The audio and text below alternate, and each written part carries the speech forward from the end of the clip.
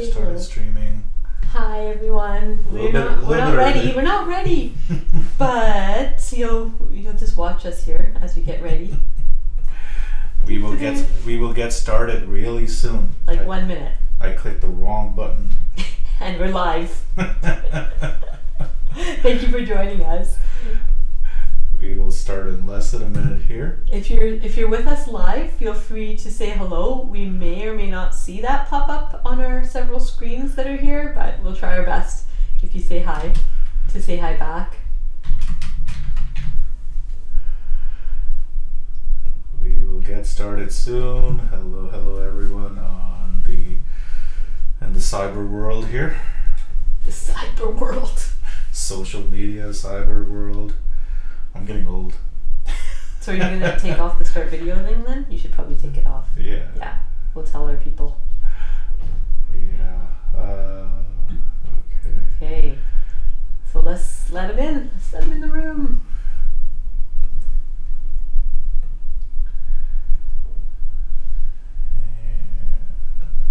So welcome everyone. Oh, we should use our mics. You won't be able to turn on your cameras today, those who are joining us live in Zoom, because we started recording early. We made some mistakes on the buttons that we clicked, so feel free to say hi in the chat if you're joining us here live on Zoom. Say hello, let us know you're here, and we will say hello to you since you can't wave. And let's jump in. We've got some people on YouTube and some people on Facebook and some people live with us, maybe people who are watching this after the recording. So welcome everyone. Come on in. Let me start recording. Are we not recording? Now we are. Go for it. Oh. We were streaming. We were streaming. Oh, there's so many things. So we're learning to hold all these different platforms at the same time, so as many people as want to can get on. So we have people on YouTube, on Facebook, on Zoom with us here live, and there's probably people watching this after the recording as well. So welcome everyone to Monday Musings. And if you had attended the webinar or that's hybrid class that we had on a Saturday, was it similar? Technology gods were not with me, and there's a little. You have to go pay homage. Yeah, make a sacrifice. There's some debts that I owe the Put technology some flowers gods. On the technology around the computer. Do some incense. Hi, welcome. Hi, welcome. My name's Faizan Sabzali. I am a life and relationship coach at Dragonfly Wellness and Academy, and this is Dr. Saira. And I am the clinical director at Dragonfly Wellness and the co-founder with Faizan of Wellness and Academy, and we are your hosts today for Monday Musings. Maybe that'll change one day, you think?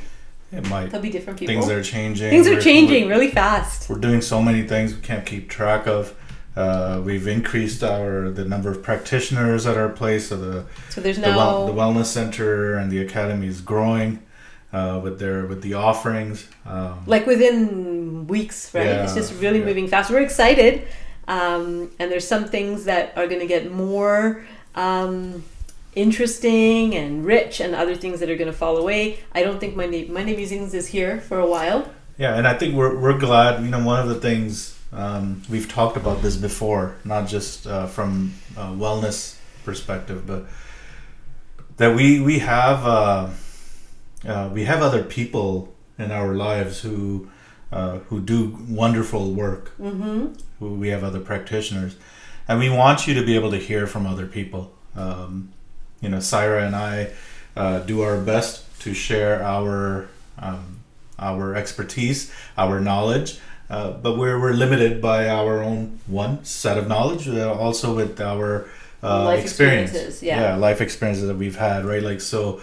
That there are people who have asked about counseling services when they're going through, let's say, a divorce, right?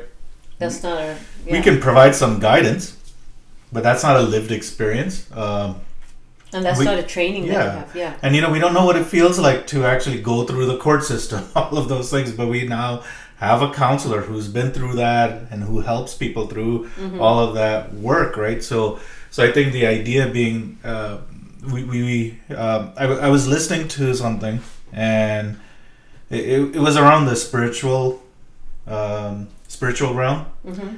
And they said, one of the greatest dangers we have as kind of, when we're doing our spiritual work is thinking that we've got I'm summarizing it, thinking that we've got it figured out and we can be the guru and the savior. And Sarah and I are very aware when we start going down that path, when we start talking like that, only because we don't want to limit our own growth, one.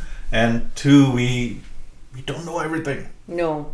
And nobody does, right? And that's what we're finding here as Dragonfly Wellness is growing and we're bringing on more practitioners, is that those collaborative, like those brains together in a room, oh my gosh. Today I sat with 4 different practitioners and had these fascinating conversations. And here, okay, so are you ready? Are you ready for some big news? I haven't even told the team yet, but I'm going to tell you, I'm telling you right now. Thanks. Wellness Wednesdays is coming.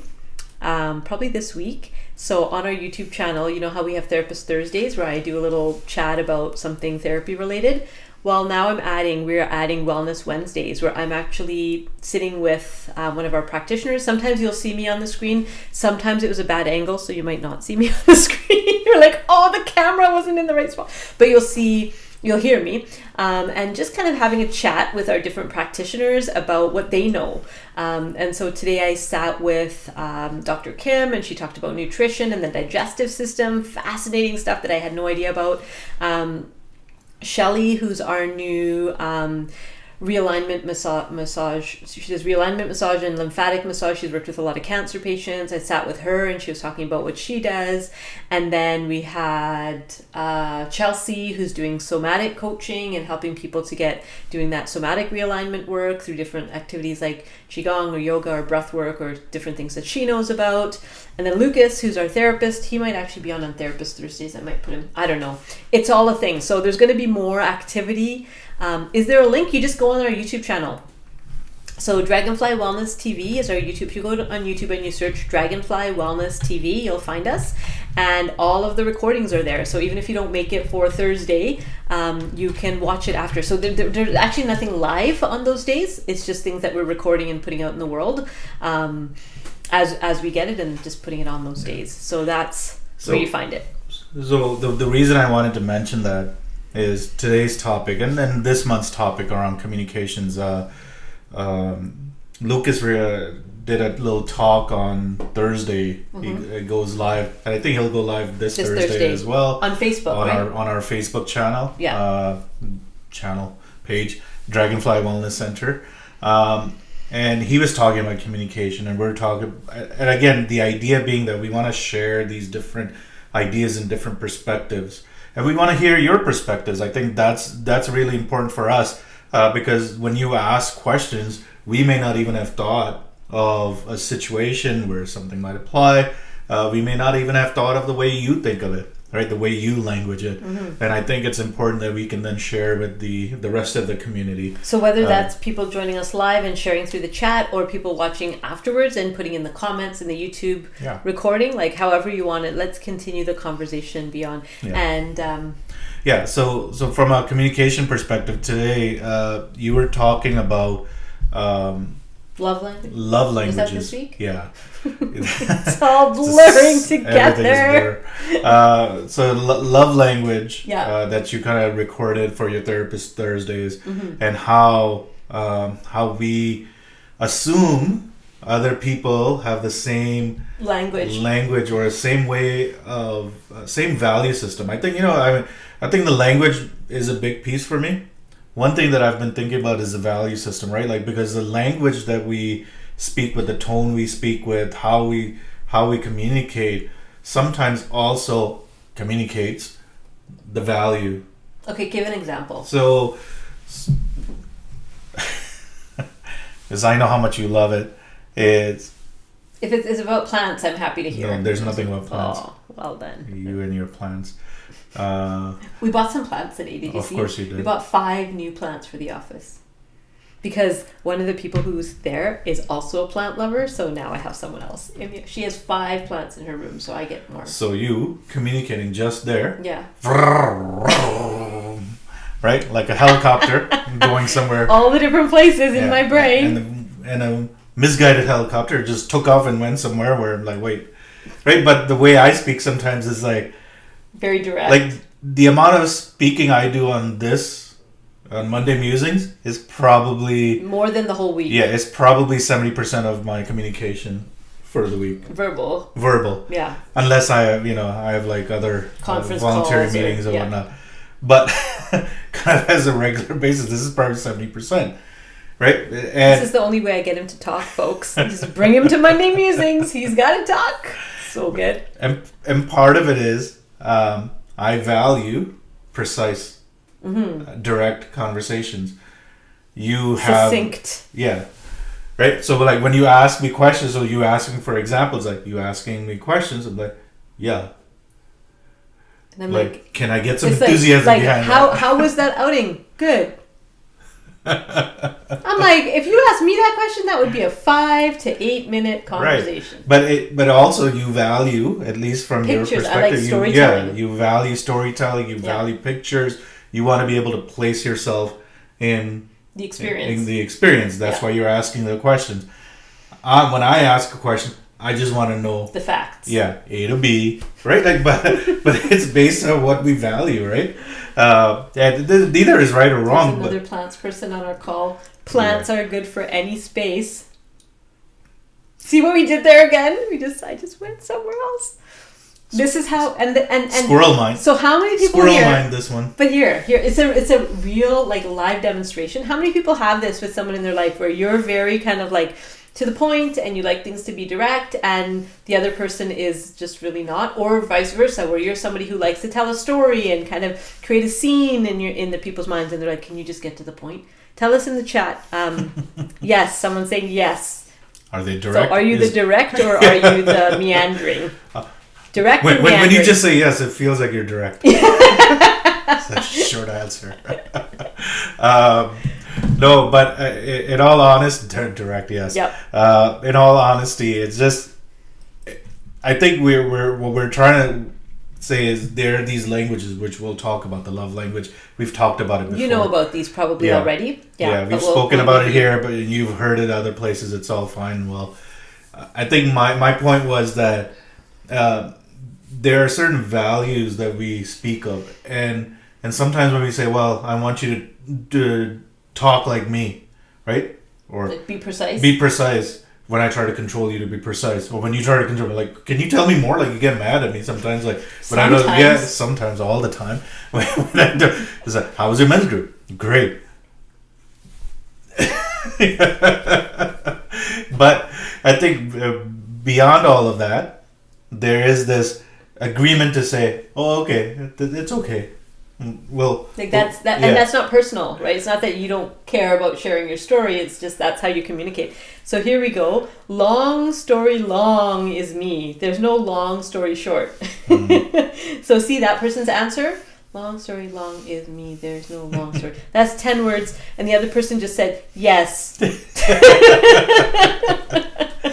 Someone's saying my husband starts to walk away when I start talking. He doesn't have time for all my stories. Yeah. And that can hurt, right? You can take that. I know I would probably take that a bit personally. Right. So especially something super important to me. So I think that's the important piece. Is to what we sometimes do is we ask the other person to speak like us. Mm-hmm. So that's and speak the way we want. Yeah, and that's very selfish.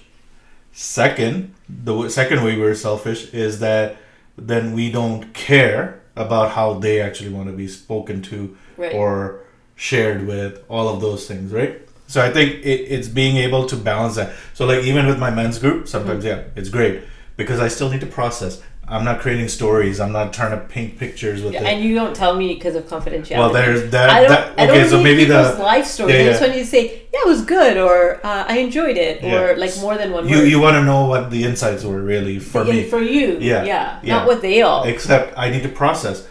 Which is fine. You have the whole drive home. That's like 20 minutes, man. You just process and then get home. Yeah. Again, you process by speaking it out. No, you have 20 minutes of your own time. Yeah, 20 minutes. Next time I'll limit you Your story time is 20 minutes. That's it. I'll time it. I could get more succinct. I did No. TED Talk in 20 minutes. Yeah, but that's it. That's it for the day. All your stories. Oh, no. It's like a running clock. No. Your story stops it stopped at 10 minutes. You still have 10 minutes left. That's it. That's all you got for Listen the day. to this. My mom told stories, so do I. Sometimes I forget halfway through. Me too. Like, what were we talking about again? So why did I bring that up? So I think that with the love language, so words of affirmation, is that where you're going? your words of affirmation. But where I'm going with it is that I think it's important that we understand what other people need. Mm-hmm. Right? It's kind of this navel gazing piece. It's like, okay, moving away from that to say, what does the other person actually require here? Because what we want, like, I want to be spoken to in a certain way. I want to be, right? Like, okay, like, can you get to the point, right? Okay, but like, what does she actually need? Because this is also a time, a way she connects. Okay, fine. I'll have to, block out 15 hours in my calendar to listen to Cyrus stories. So that's how I do it. But in reality, I think it's important that we be able to accommodate other ways of people communicating, because I think a lot of us say, well, I communicate this way. I get it. Mm-hmm. Why can't the other person get it? And the other person literally cannot get it because they do not process language. They do not process communication. They do not process the intention. Intention the same way, right? They're looking at it from a different prism, mm-hmm.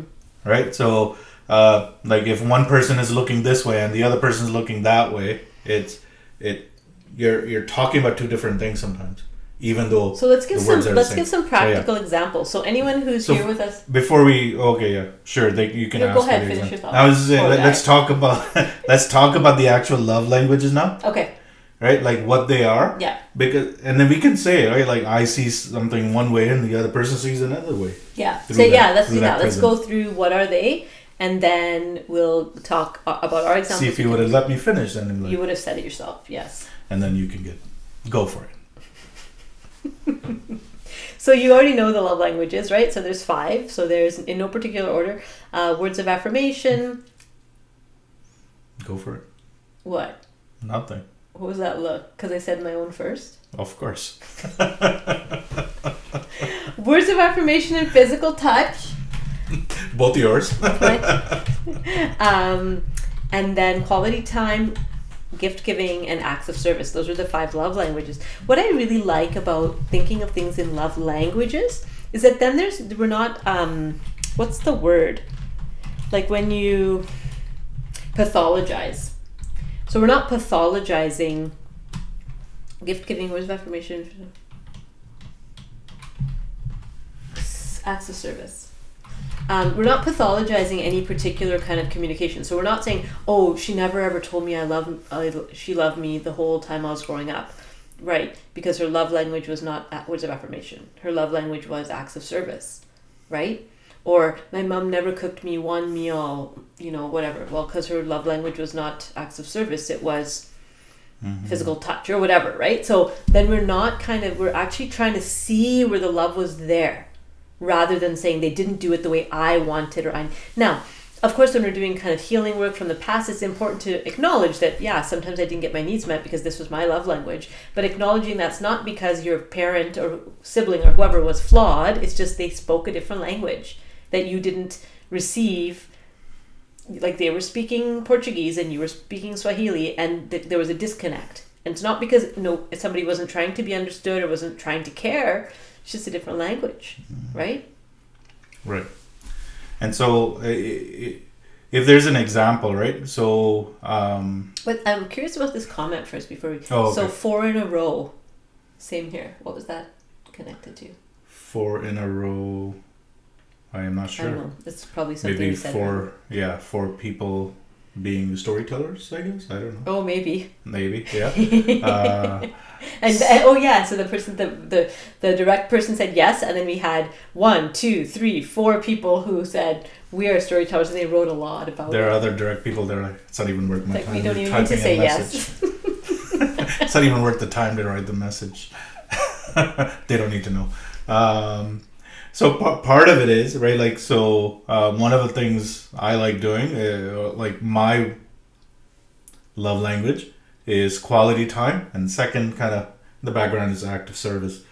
Sarah's is words of affirmation and physical touch, right? So totally different. Totally Like, different. we're not matched on any of our love languages. Yeah, and so so when I like, when I do get the inspiration, I cook. It's like, okay, it's part of active service, right? And but even if I give that to her, if I give it to Sarah, like, oh, thanks, that's great.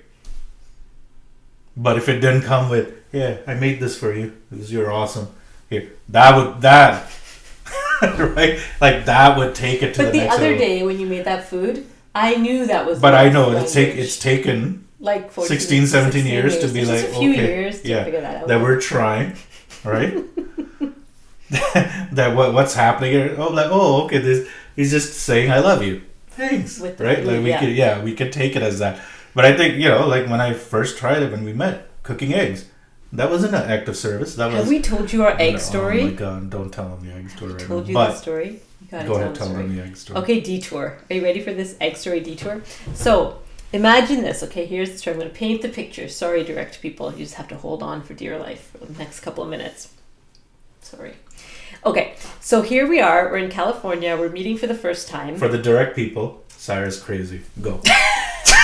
We're getting there. We're gonna get to that. So we're at a friend of mine. I was staying with a friend of mine. Faizan was staying in a hotel, and we kind of met, for like dates kind of thing.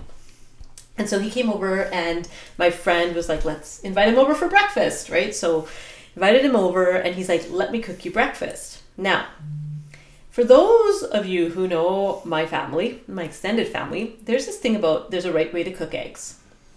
There's lots of wrong ways to cook eggs, but only one right way to cook eggs. And it's a particular way, and the person who does it best is one of my aunts, and she is the master of cooking eggs. She's never failed an egg. She's amazing. You know who you are. I don't think she's on our call. See, I wonder if people who are on the call know who she is. If you know, you know.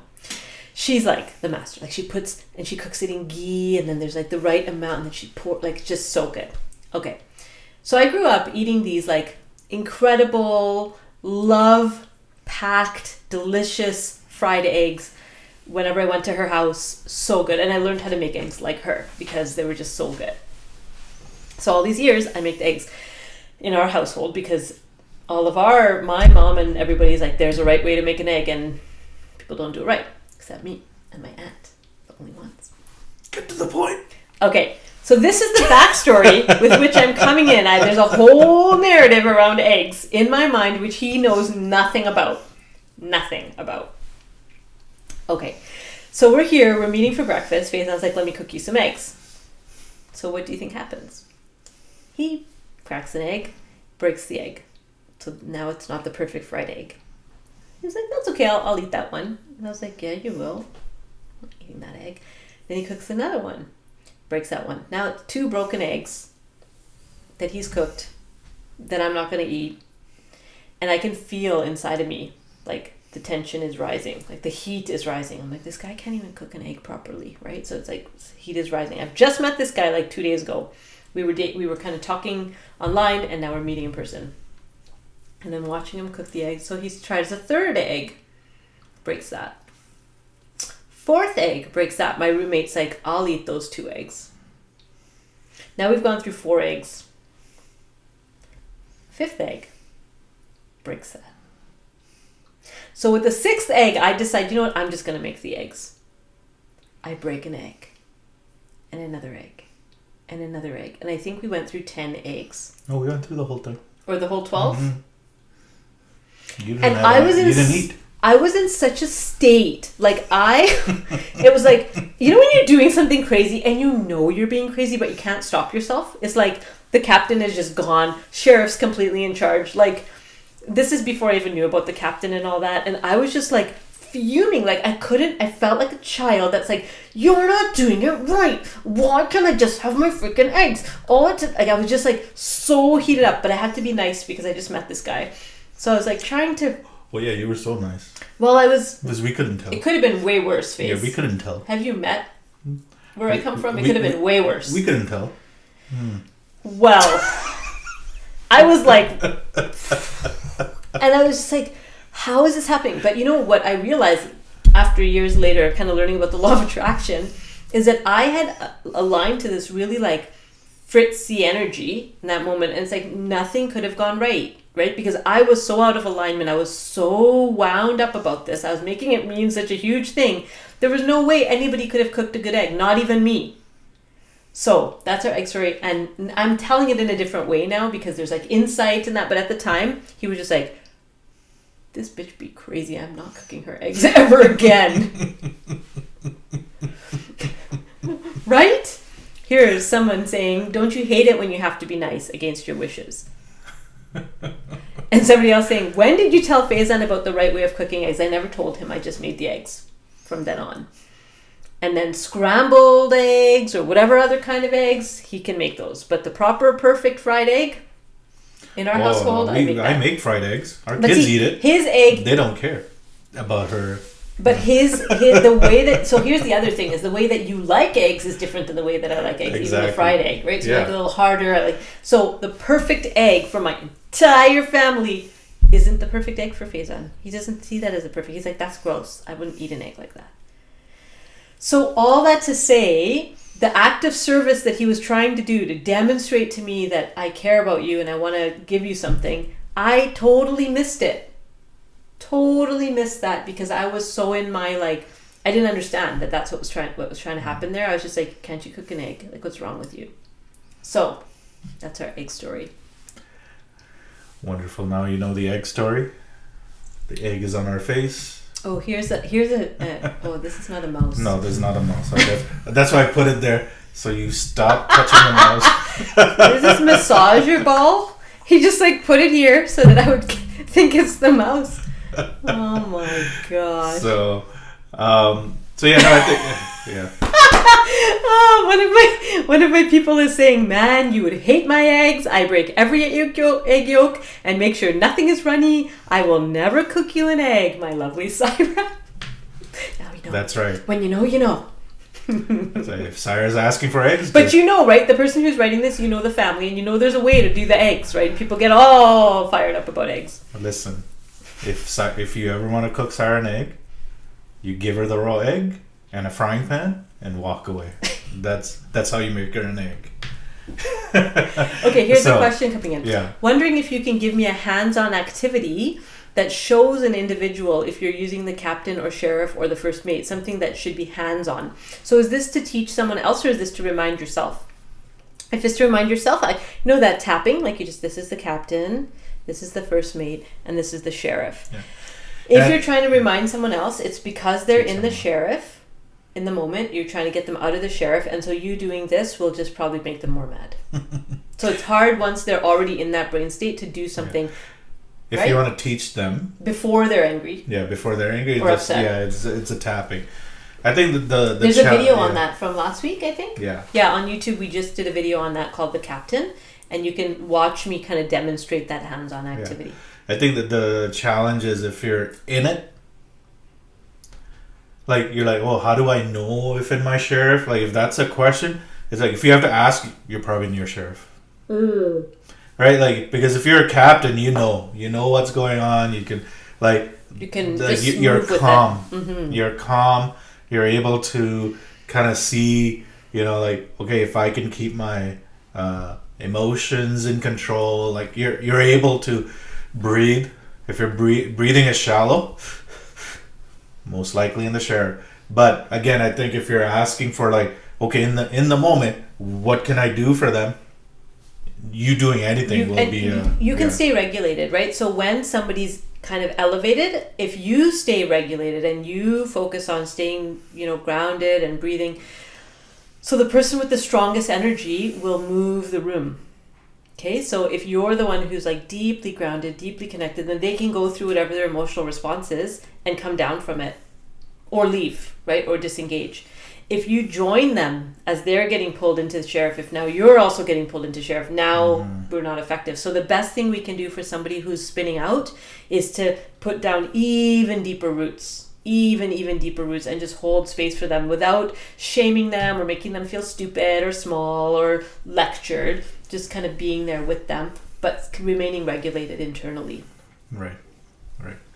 So hopefully that answers your question or the ask. But the hands-on thing, so someone can learn, just go to the YouTube channel, and then you can find last week's Therapist Thursday's demonstration on that. Yeah.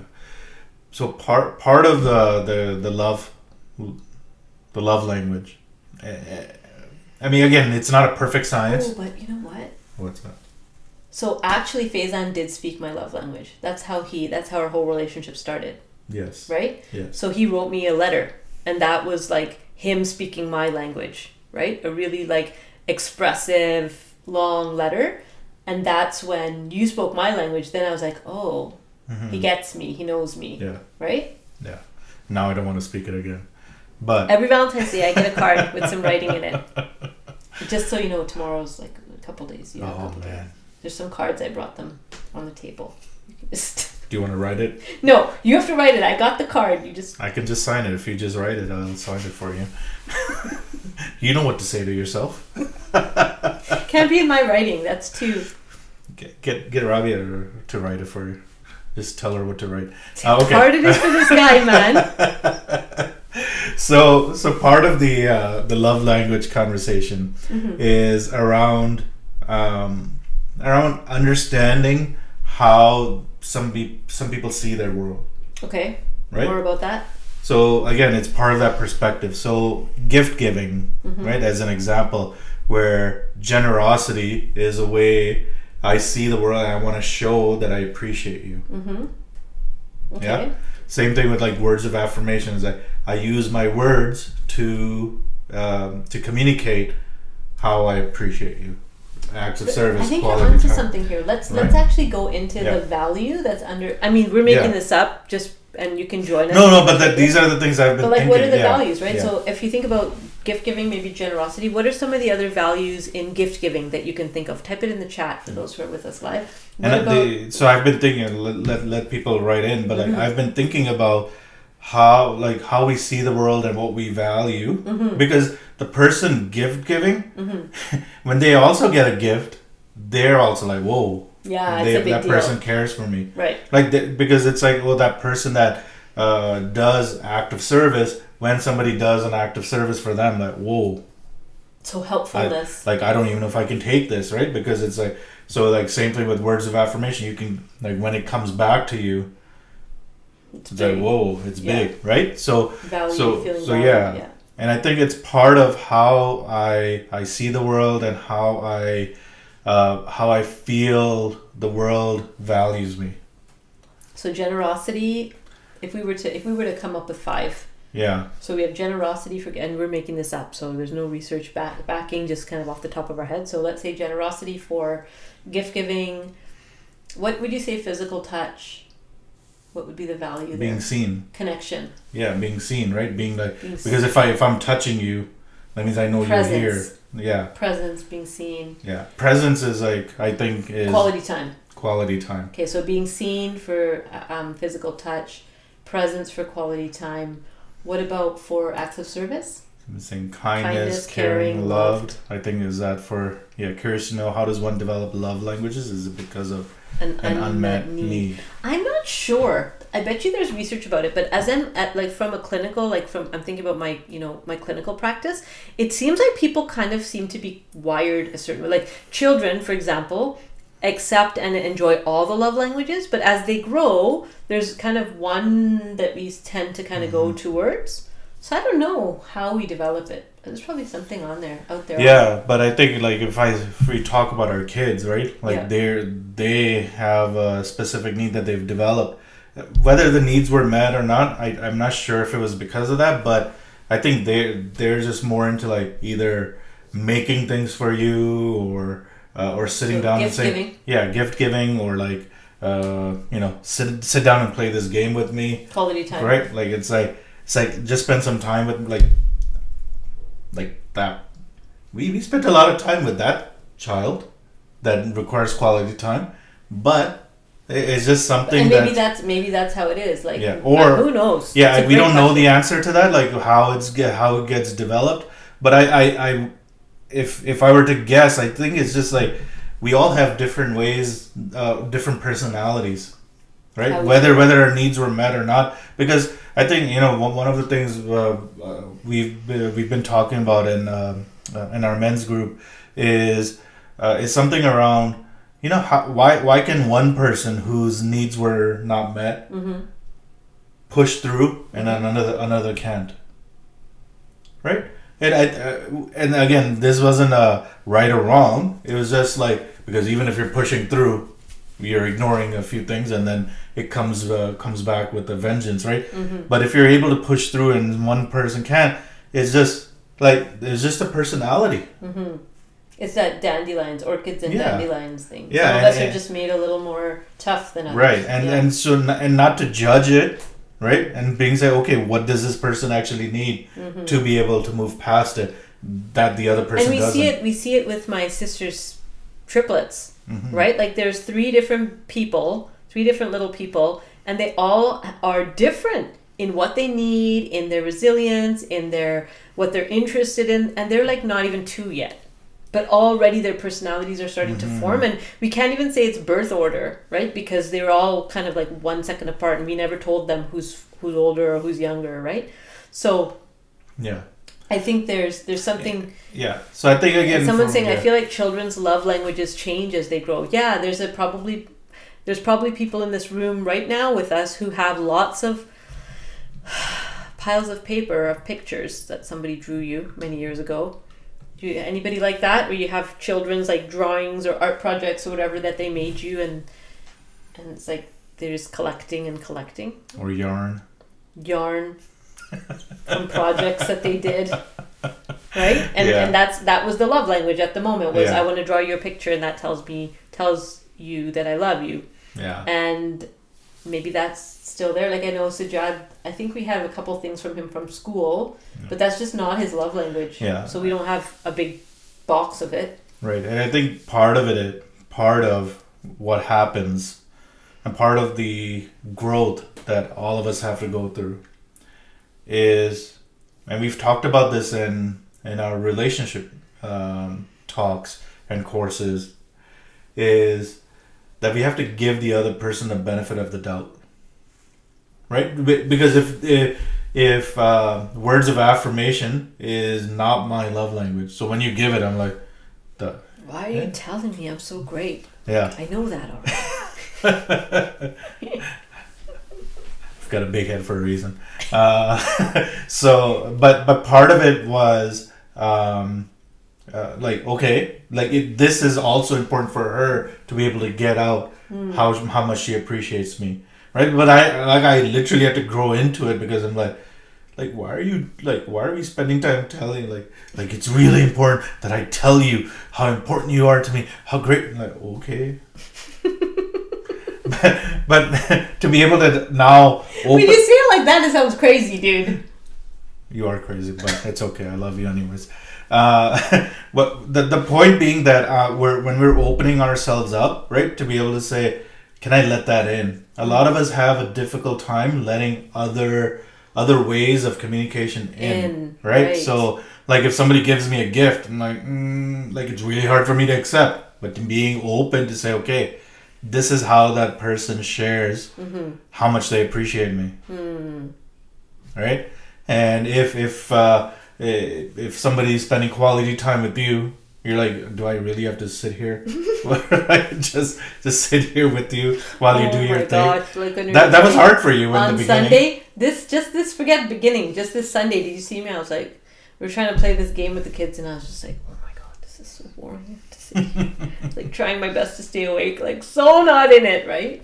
But understanding that that's what they needed to feel connected to us. Yeah. Or even in the beginning, forget the kids, like you had to spend time with me. Like, okay, it's just important that you and I spend time. Or if when we had kids, like just you and I and the kids spend time so that I feel full.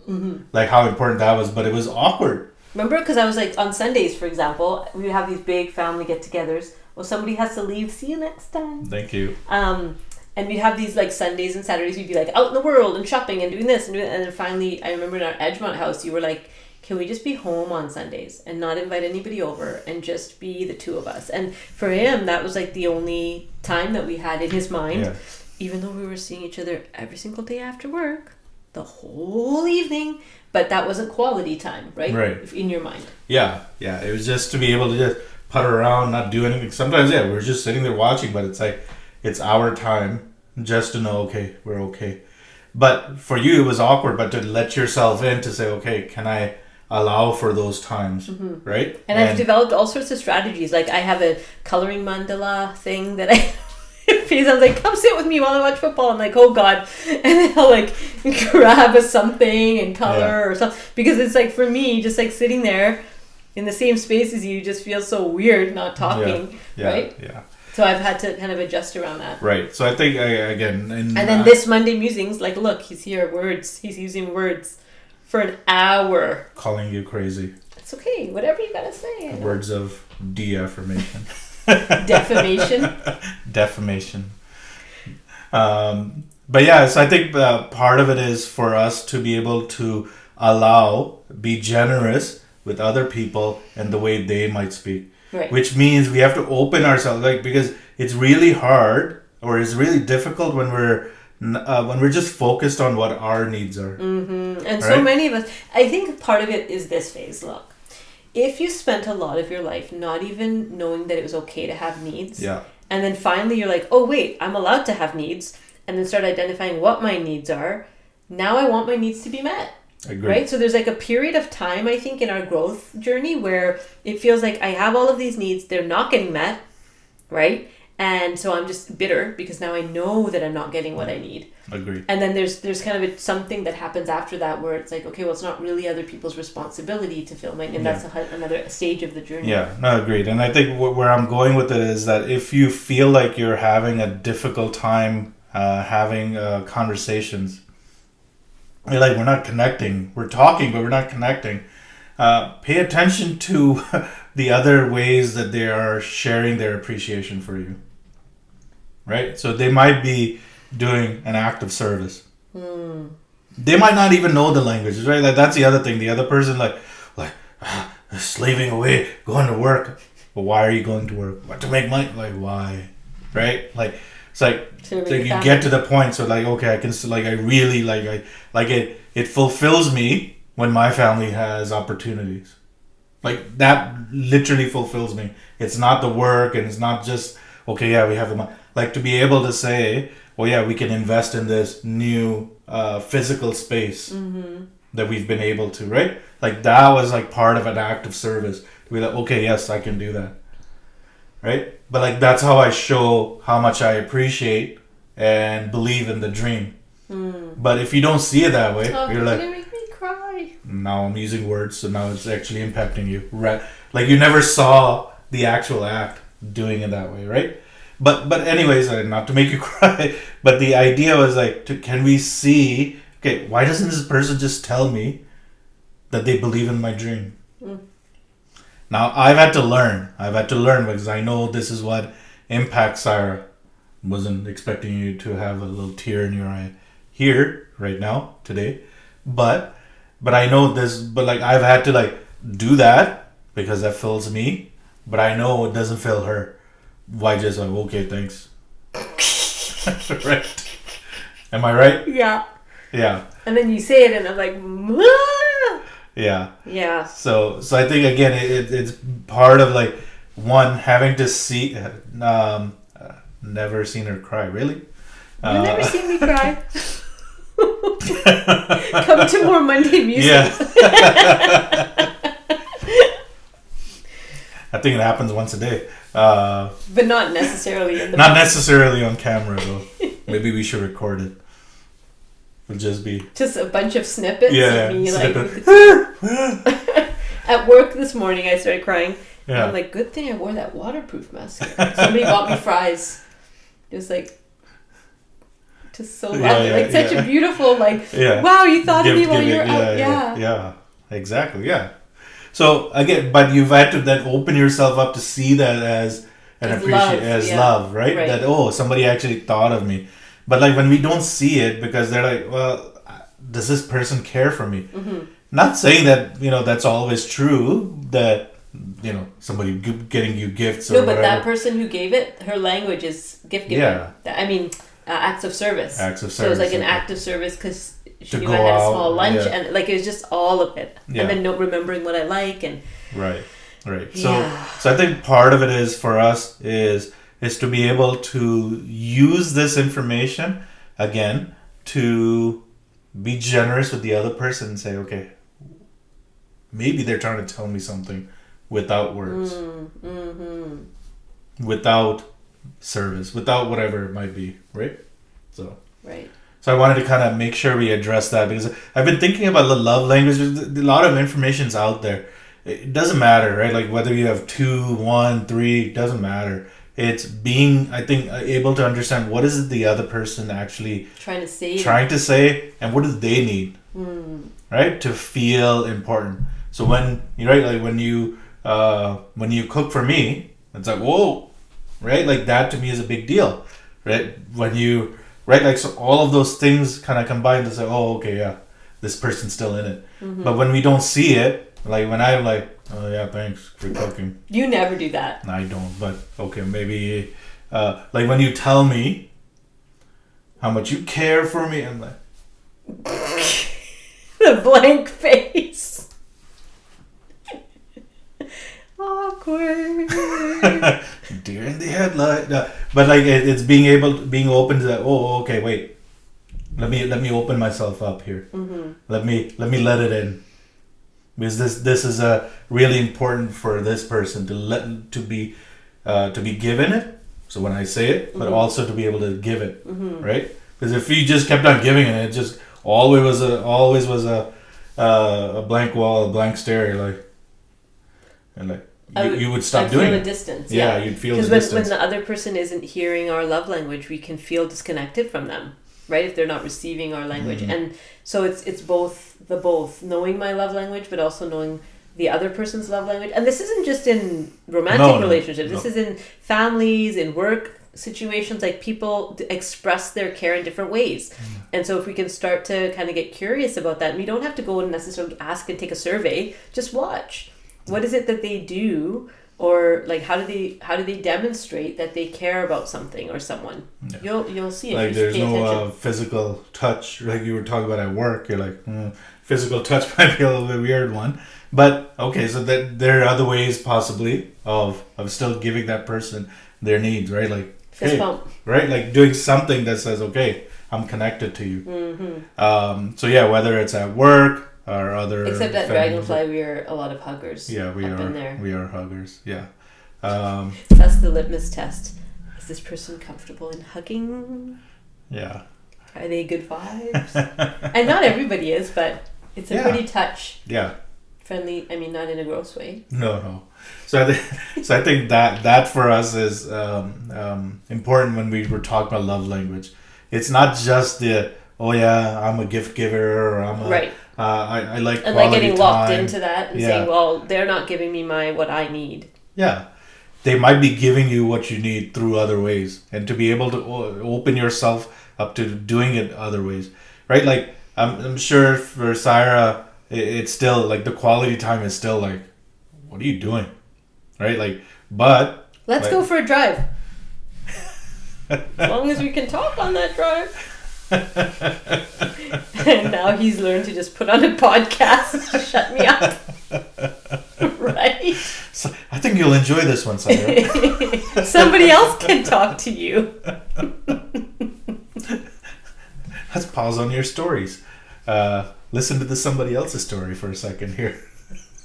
And the other thing, I know we're laughing and joking, but part of it is that bringing that like lightness and that playfulness and that humor, right? Because we can take ourselves so seriously and take our relationships so seriously, and then things just get really cemented and like sticky. Yeah. So to be able to be light and be easy with it and know that things can change and things can evolve and you don't have to like do something to make it happen. Just trusting that you can be lighter. Yeah, if anything about communication, there's no perfect way of doing it. There's no perfect no perfect fried egg. I would beg to differ. There is a perfect fried egg. For you. For me. Yes. I have my own perfect. Yes, exactly. But for some, it's a different kind of an egg. Yes. And that's okay as well. But like, so there's no, and I think when we can allow ourselves, like, that you're like, I don't need to say there's no perfect way of communicating. I'm saying that because then that takes the pressure off. Right? To be able to say, I messed that up. Oops. Right? Allow ourselves to like, oh yeah, I can make a mistake. I can admit a mistake, and the other person will accept the mistake as just a mistake. And not make it mean that you don't care, or that you're not paying attention, or. But so one of the things that happens though, and I think that's why this is an important conversation, is if people keep hitting the same wall, sometimes it can feel like, what's the point? Right? Like if every time I use my words of affirmation and there was just that wall, after a while you kind of feel like this person doesn't know me or get me. So how would they? Yeah, let's talk about that quickly. How would they?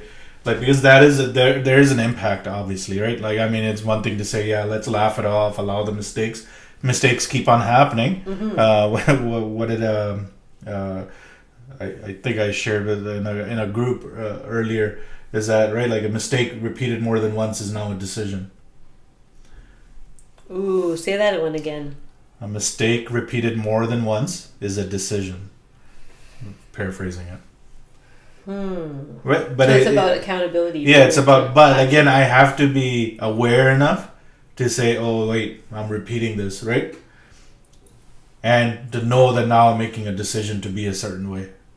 Now I know that it was a mistake. I keep on doing it. Maybe I don't know it's a mistake, but once I know it's a mistake, do it again. Now I'm making decisions. But you have to be aware to be able to get to that point to say, "Oh, I even need to admit to a mistake." I think where your question was going was, I'm hitting the wall with a person who's not even aware. Right, of love language, of any of this. Love languages, they're not even trying, they're not even wanting to figure out, is there a better way of communicating, right? So I think that's the way, that's the place you were going. I don't have an answer for that. Lucas would probably have an answer for that. I just talked to him about that this morning. Yeah. So I mean, from a counseling perspective, how would, like, I'm sure some people have come to you like, I can't get through to this person, whether that person is a parent, a spouse, or it doesn't a big matter. part of it is expectations, right? Yeah. Are you setting this person up with unachieved, like your expectations are things they actually cannot do at this moment in their development? So I agree with the expectations piece. I think that's one avenue to take it down. And I think maybe that's a appropriate avenue to go down. But what if, sure, okay, I can remove the expectation, but I still have these needs that need to be met. So how do you fulfill those needs? I think it's maybe about from this other person, right? Maybe having some of those awkward, difficult conversations and saying, I've noticed that when I say I love you or whatever, like you just kind of have this blank, and it feels weird to me when that happens over and over. Again, you're hopefully. And maybe they're not open to 50% of the time I'm aware enough to be able to listen. Okay, you could write a rage letter in your journal. Tell you what I did. But there needs to be a way of moving the judgment that's attached to it. Yeah. Right? Yeah. I think that maybe. Yeah, I think there's a judgment piece, and that there, like, I know, like, and this isn't about just, again, about intimate communication, right? It could be with a parent, and you're like, they're just not going to get it. No. And that's that. And so that's the expectation way, right? Yeah. So could I accept this person knowing that they may never speak my language or care to speak my language or even care that there is a language to speak? Could I accept that? And I think a big part of that is, again, giving context, right? If I think about, there's a certain generation of people that didn't have the luxury to sit here on a Monday night and talk about these like philosophical concepts of how to be better people. Like they just didn't have that. It wasn't part of their anything. Like it wasn't part of their options.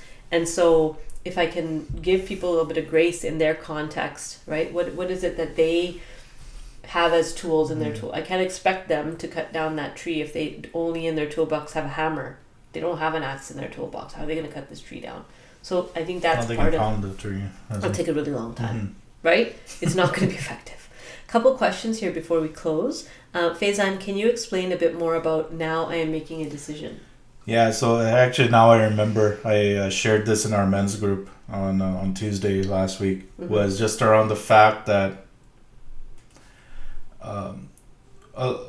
we've talked about, the brain has these automatic ways of responding, right? So I act a certain way. So when I see a threat coming, I just react a certain way. I've always done it. Raise my voice, whatever, however I handle it, and however you might handle it. But if you're trying to improve and you say, "Oh, I responded in a way that was actually a mistake," and I'm aware that I made a mistake. So as soon as I'm aware, and then the next time I do it, the point of it being a decision that now because I know the way I react is improper for the situation. That means that this is wrong. So that now you're just in a habit loop. Yeah, now I'm in a habit loop. But when I say it's a decision, it actually gives me power to say, you know what? Because otherwise it's like, well, this is just how my person. Yeah, this is just my personality. I'm trying to change. And one of the things we were talking about is these patterns that we have is, how do I change this pattern? Like, I want to change, right? I've been observing this pattern and I want to change. I want to be better. But when I see it as, okay, next time I do the same action, that it's a decision, that means I can take accountability. Even in the moment, if I realize, what are you doing? Why are you deciding to respond this way? I can make a decision to change course, right? And so the idea about decision is that this is a decision for me to take accountability, to take responsibility, right? And the idea is that I have power over this pattern, because otherwise, well, this is just how I am, is an answer saying, oh, I don't have power over my own mind, over how my brain just decides to react automatically. Now, it takes time, right? Just because I made a decision today, right? Like yesterday coming out, shoveling, like, whoa, I saw, but guys, do it this way. Like, not necessary. We're just out shoveling, right? Okay, right? Like, but to be able to kind of catch myself now, but it's taken a lot of work to be able to, catch myself and be able to change that decision. And then, now, the brain still wanted to act, right? Nope, not doing that today. But because I'm making that decision in the moment, that's the thing. The link for Tuesday. Here's another question first, and then sorry. we'll talk about. Yeah. So, can a love language change over time? Yes. In kind of our growth, the goal is to be able to speak and receive all the love languages. That would be kind of a balanced, evolution, if you will, that you'd be able to speak all of them and receive all of them. So that's what we can be working towards. So yeah, they might change. Somebody's asking, is there a link for Tuesdays? So Mondays is Monday Musings here. Tuesdays, I have an idea around that, but I have to pitch it to the person who I'm trying to. Yeah, right now the Tuesdays men's group is in person in Salmon Arm. So it's not online. I used to run an online group, but I'm not doing that right now. Yeah. Yeah. So Tuesdays, nothing. Wednesdays is Wellness Wednesdays that you can check out on YouTube. Thursdays, Therapist Thursdays, and then Fridays we send out our newsletter. So if you're not receiving our newsletter, you want to make sure that you get on our mailing list. Just send us a private direct message here for those who are live with us with your email address, and we'll add you to the list. First name, last name, email address, and then anybody who's watching after, you can send us a note at info@dragonflywellness.ca, and we can get you on the mailing list, or just go to our website and add yourself. One last question. Here we go. It's challenging if it's a decision. Then one may choose ego or choose an open mindset to grow and learn. Ego gets in the way. Yeah, absolutely. I could have chosen to be a jerk yesterday. Be right, be in charge. Be right, be in control, do it my way. And yes, I could have done that. But that is still a decision that I'm making in that moment, and I can't blame it. Well, that's just how I am. Right? I think that's the piece. I think that's really important for us, is to know that we are in charge here. And yes, I can act in a certain way. I can act in a way that would be harmful for the situation, but I am deciding to I'm deciding to be harmful in that moment. So Nobody else will. There's a couple people sending us their email addresses in the direct message. Please also add your name, first name, last name. Then we can add you. So then it'll say, "Dear," and then your name rather than some weird thing when you get our newsletter. Yeah. So, so I think that's if that I hope that answers your question. Is that it's really important that we take ownership, right? That's the only point. And the point isn't that I'm always going to make the right decision. No, I am far from it. I won't speak for Syra, but I think part of it is I can own this. I can own this part of me, and which means then I can change it as well. So that's our time today. Thank you everyone for coming. We have some people thanking us for us being here. Thanks for those who are watching this after, watching the replay. Pass this on. So if you have someone in your life who you think, oh, that was a really interesting conversation, pass them the YouTube link, and then they can watch it after the fact or share this away. Spread it around. Again, we want more people to add their thoughts and add their energy into this. So we're gonna end the streaming. So thanks to the YouTube world and Facebook world. We'll be back on